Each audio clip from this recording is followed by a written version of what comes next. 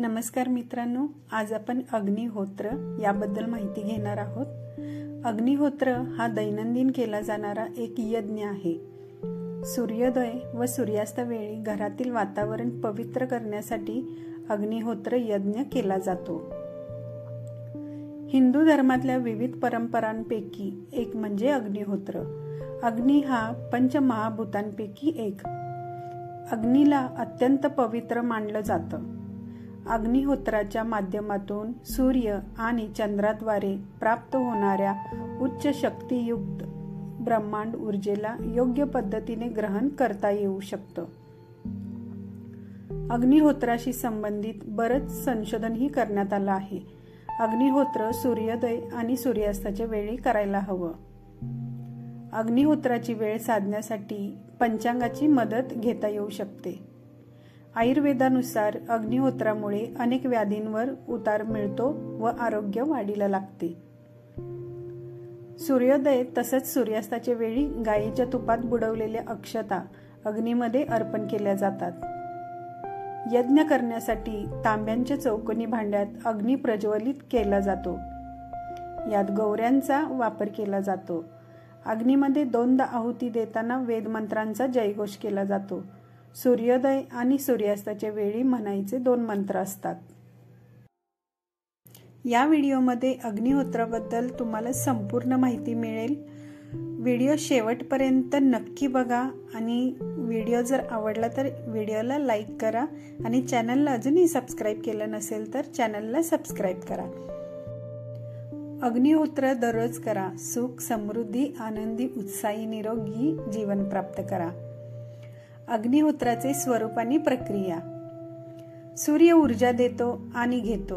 यामुळे प्रदूषण नाहीसे करण्यासाठी जी स्थिती आवश्यक आणि पोषक असते ती आपोआप निर्माण होते. त्यामुळे पृथ्वीला शांत स्थिती प्राप्त होते. अग्निहोत्र हे जनित्र म्हणजेच जनरेटर आहे आणि त्यातील अग्निज्योत यंत्र टर्बाईन आहे. गायीच्या शेणी, गायीचे तूप आणि अक्षत, तांदूळ या घटकांचा अग्नीच्या माध्यमातून परस्पर संयोग होऊन असे अपूर्व सिद्ध तयार होते की ते अवतीभोवतीच्या वस्तुमात्रांवर धडकते, त्याभोवती पसरते, त्यातील घातक ऊर्जांना निष्क्रिय करते आणि त्यामुळे पोषक वातावरण बनते. तदनंतर त्या वातावरणातील सेंद्रिय द्रव्ये जगणे, वाढ होणे आणि विस्तार यासाठी पोषण करणाऱ्या शक्तींचा पुरवठा केला जातो. अशा रीतीने अग्निहोत्र प्रक्रिया वायुमंडलाची हानी प्रत्यक्षपणे भरून काढते. आता बघूया हवन पात्र. अग्निहोत्र करण्यासाठी विशिष्ट आकाराचे ताम्र पिरॅमिड पात्र आवश्यक आहे. ताम्र धातूमध्ये वहन गुण आहेत. तांबे या धातूमध्ये देवतांची सूक्ष्मतर स्पंदने आकृष्ट करण्याची क्षमता अन्य धातूंच्या तुलनेपेक्षा अधिक असते. या धातूमध्ये देवतांच्या सूक्ष्मतर स्पंदनाचे रूपांतर सूक्ष्म स्पंदनामध्ये होते. त्यामुळे ही स्पंदने सामान्य व्यक्तीला सहज ग्रहण करणे शक्य होते. सकाळच्या अग्निहोत्र समयी सर्व प्रकारच्या ऊर्जा, उदाहरणार्थ विद्युत तसेच इतर द्रव्य इत्यादी पिरॅमिड आकाराच्या पात्राकडे आकर्षल्या जातात. सूर्यास्त समयी या ऊर्जा पिरॅमिड आकाराच्या पात्रातून पुनश्च वेगाने बाहेर फेकल्या जातात. आता बघूया हवन द्रव्ये.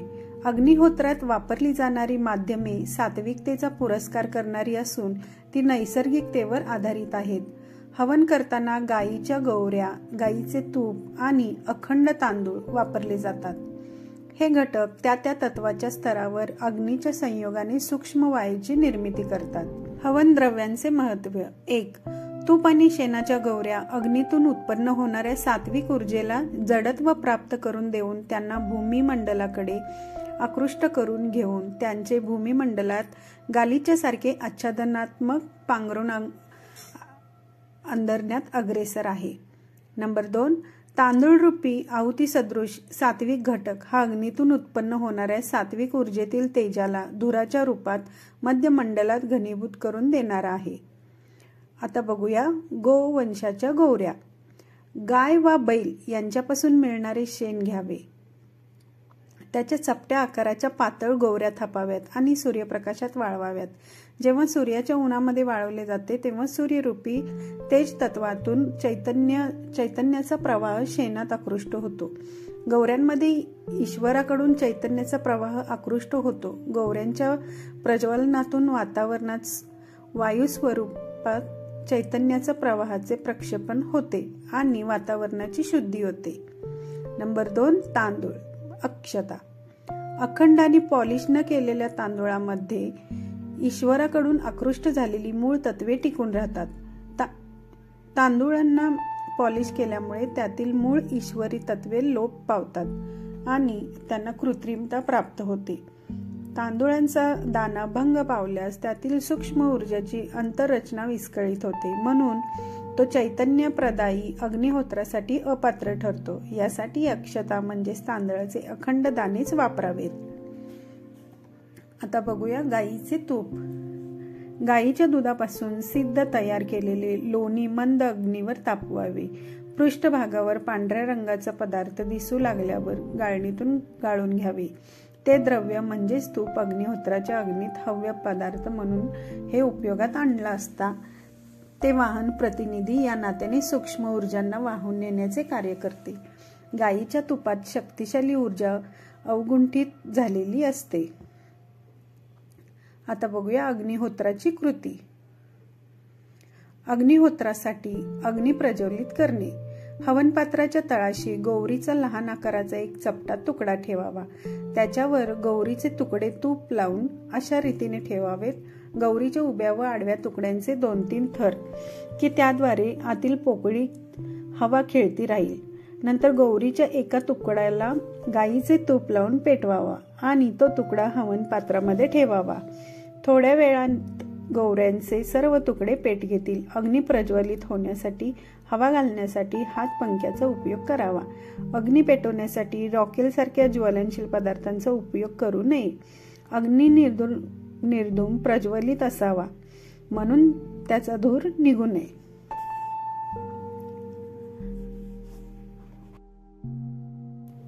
हवन द्रव्ये अग्नीत सोडणे. तांदळाचे 2 चिमूटभर दाणे तळहातावर अथवा तांब्याच्या ताटलीमध्ये घ्यावेत आणि त्यावर गाईच्या तुपाचे काही थेंब टाकावेत. अचूक सूर्योदयाच्या किंवा सूर्यास्ताच्या वेळी पहिला मंत्र म्हणावा आणि स्वाहा शब्द म्हटल्यानंतर उजव्या हाताने माध्यमा, अनामिका आणि अंगठा यांच्या चिमटीत वरील तांदूळ तूप मिश्रण घेऊन ते अग्नीत सोडावे.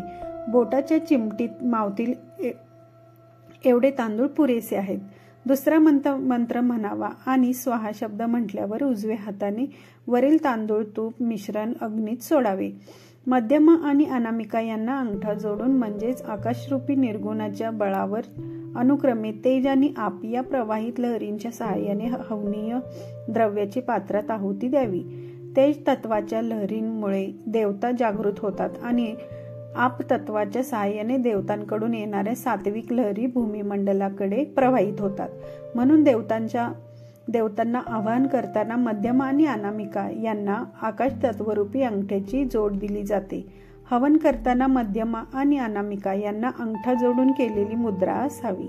अंगठा आकाशाच्या दिशेने ठेवणे. वेळेचे महत्व. संध्याकाळाला प्राचीन शास्त्रात तीर्थ असे रूपकात्मक अर्थाने उल्लेखलेले आहे. सूर्योदय व सूर्यास्ताच्या वेळी संध्याकाळी आपण अग्नी प्रज्वलित करून हातात आहुती घेऊन मनोमन परमात्म्याचे आवाहन आणि चिंतन करतो. त्यावेळी अग्नी ईश्वर शक्तीला तेथे आणून प्रत्यक्ष उपस्थित करत असतो. त्यामुळे वातावरण चैतन्यदायी बनते आणि संरक्षक कवच ही बनते. अयोग्यवेळी अग्निहोत्र केल्यास त्यातील चैतन्य अप्रकट स्वरूपातच राहते, म्हणून त्यातून प्रक्षेपण कार्य होत नाही. त्यामुळे अग्निहोत्र करणाऱ्या व्यक्तीला त्याचा लाभ होत नाहीच. तसेच वातावरणही त्याचा कोणताही परिणाम होत नाही. प्रजापतीलाच प्रार्थना करून सुरुवात आणि त्याच्या चरणी कृतज्ञता व्यक्त करून हवनाचा शेवट करावा. अग्निहोत्र करणारा. घरातील एका स्थानी अग्निहोत्र करत असताना कुटुंबातील कोणताही एकाच व्यक्तीने आहुती द्याव्यात. सोयर सूतक असेल तर दुसऱ्याने आहुती द्याव्यात. एकाच कुटुंबातील एकापेक्षा अधिक व्यक्तींना स्वतंत्रपणे अग्निहोत्र करण्याची इच्छा असेल तर ते आपापली स्वतंत्र पात्रे घेऊन अग्निहोत्र करू शकतात. आपल्या घराजवळील बागेत वा शेतातही अग्निहोत्र करता येतो. अग्निहोत्राचा परिणाम. हवनद्रव्ये. गायीच्या गौऱ्याच्या हवनातून निर्माण होणारे तेज जडत्वदायी असल्यामुळे ते भूमिमंडलात प्रकट तेजाच्या स्वरूपात स्थिर होते. तांदूळ. तांदळाच्या माध्यमातून आपाच्या स्तरावर मध्यमंडलात प्रवाही स्वरूपात तेजाचे वायुमंडल सिद्ध तयार होते. तेच हे दिव्य प्रकाशमान भासणारे तेज. तूप. तुपाच्या आहुतीतून ही तेजरूपी दिव्यता आकाशाच्या स्तरावर अल्प कालावधीत संयोग पावून त्याचे सूक्ष्मतम स्तरावर अप्रकट म्हणजे शीतलता प्रदान करणारे व चैतन्याशी संबंधित तेज निर्माण करते. हेच तेजरूपी चैतन्य अणुयुद्धातील प्रदूषणापासून जीवांचे दीर्घकाळ रक्षण करू शकते. व्यक्तीची आध्यात्मिक पातळी. 50% अधिक आध्यात्मिक पातळी असणारा साधक एकदाच मंत्र म्हणून किंवा मंत्राच्या ठिकाणी केवळ प्रार्थना करूनही हवन करू शकतो. आशा करते मी आज दिलेली अग्निहोत्राबद्दल माहिती तुम्हाला नक्की युजफुल होईल. तुमच्या दैनंदिन जीवनात त्याचा नक्की वापर होईल. तर ही माहिती तुम्हाला कशी वाटली मला नक्की तुम्ही कमेंटद्वारे सांगा. आणि एक विशेष सांगायचं म्हणजे ही माहिती माझ्यापर्यंत पोहोचवणारे फार मोठी एक व्यक्ती आहे जे पंचांगाचा ज्योतिषांचा ते अभ्यास करतात. त्यांच्याकडून मला ही इन्फॉर्मेशन मिळालेली आहे आणि ती मी तुमच्याशी शेअर केलेली आहे. तर आशा करते तुम्हाला हा व्हिडिओ नक्की आवडेल. तर व्हिडिओ आवडला तर व्हिडिओला एक लाईक करा आणि चॅनलला सबस्क्राईब करा. मी माया पुन्हा भेटूया अशा छानशा व्हिडिओसोबत. श्री स्वामी समर्थ. धन्यवाद.